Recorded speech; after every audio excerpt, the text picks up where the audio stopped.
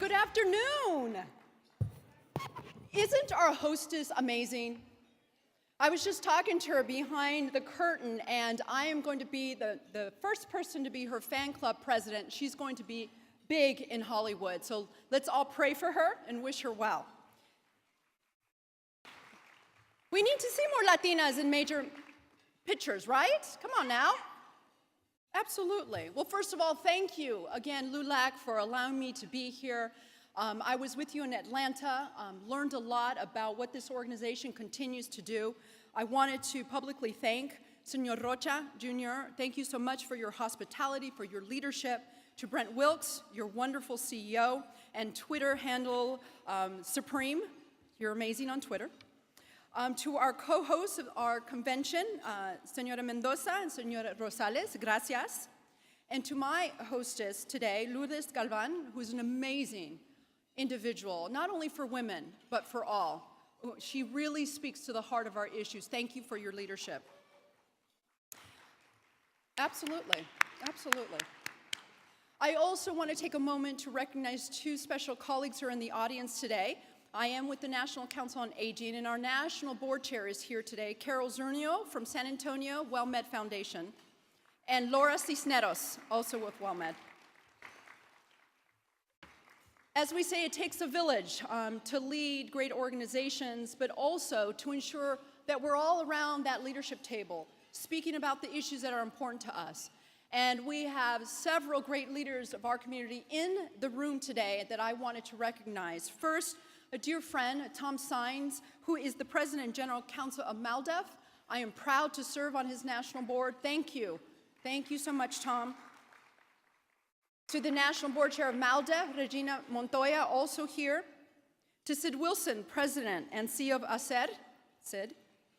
And I was glad to see all the amazing sponsors that were up here earlier. Thank you for your support. So I have just a brief moment to be up here today, so I wanted to focus on two issues. First, why aging should matter to anybody, and two, the wonderful gift of life that we have every day. So people ask me, Ana, so you spent 8 years with the Girl Scouts. We don't get it. Why did you go from girls to seniors? Well, the reality is I actually started my state career in senior services. And I will tell you, it was amazing to me because I grew up in a Latino family where our nanas and tatas were God, right? I remember my uncle who was serving in Vietnam, he came home for Christmas from Vietnam to be with my nana. She led our family. So for me, working for seniors, it made sense because they are the ones who've kept our generations going. They have created that ethical leadership across communities. But I will tell you, it made me very sad when I had to go before the state legislature and convince them how important it was to fund senior services in Arizona. And I literally had one gentleman on the record in a hearing say to me, well, Ms. Chavez, why should we give you this money for senior services? They're going to die anyway. Thank you. I couldn't believe it, and it really taught me that sometimes we just need to educate. We need to tell people why these services are important. Now, ladies in the room, I want to share with you a special message. You know, we as Latinas, we understand that we're going to have a great opportunity. We're going to live very long, and actually the statistics show that women tend to outlive men. And we will also be healthy if we're living right today. But one of the things that keeps me up at night is that because today women are only paid 80% of what men are paid for the same job, we are not putting as much money as we could into retirement, right? So follow me. 20 years from now, 30 years from now, we need to ensure that we're investing in our future because we tend to be the caregivers. We tend to be that multi-generational household that we're providing support for. So it's very, very important that you focus on these issues and that you reach out and ensure that seniors are allowed to live in place, that they're allowed to continue to do the amazing things they want to do on a daily basis. Just because you reach 75 years of age doesn't mean that you don't want to stop leading or you don't want to start doing the things you've been doing for the last 75 years.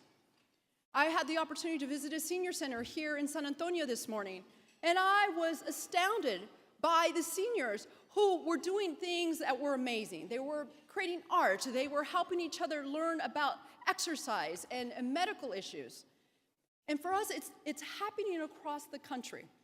But why, again, is that important for women and important for our families? Well, for me, my motto is aging. If it's not your issue, it will be. And I know that we're given a gift of life every day. And I want to ensure that the women in the audience understand that, yes, we're empowered to do these things in our lives, but please don't wait. Please don't wait to put your name on a ballot, like the state legislature who just came to this podium and was so eloquent about her passion for issues. Don't stop and say, well, I can do this tomorrow because I have time. Or put off that degree that you wanted to get so that you could get that promotion on your job. Because we're not guaranteed another day. I unfortunately faced that a few weeks ago. I was casually sitting around my dinner table back in New Jersey, having a conversation with my parents who were visiting from Arizona and my son.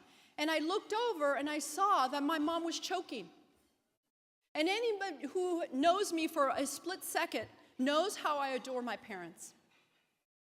And I literally watched my mother dying right in front of me. But being a Girl Scout, I knew the Heimlich. And I got up, and in 3 minutes, I was able to dislodge the piece of food. But the ambulance didn't arrive for another 2 minutes. And after the episode, after her face got the color back and we sat her down, I realized how precious life is. I knew it, I understood it. But every day that my mother is living now is a gift. And that gift of her love and her passion, she gives to me and our family every day. But what was interesting is, even after that really scary episode, and after she was taken away in an ambulance, the next day she was right back at it. And she was telling me, Ana Maria, we're, again, here on earth to make a difference. And you know what? I'm going to pack my bag and I'm going to get to San Antonio. I'm going to vote because I'm a LULAC member and I need to support our kids. And she's here in the front row today with my dad. Maria and Jose Chavez from Phoenix, Arizona.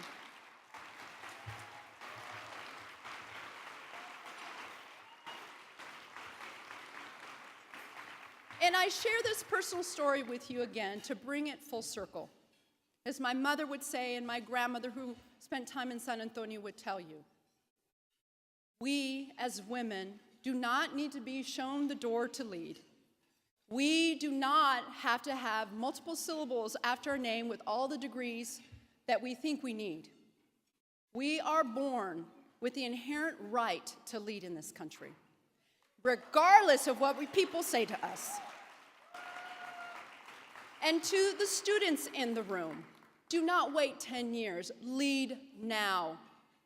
We need to hear your voice. We need to see our people at the front line of these discussions in every sector across this country. And I'm proud to be in DC to represent our community around the issues that we care about. And I am proud that LULAC will be there every day to ensure our community gets what it deserves and the rights that we have fought for. Thank you.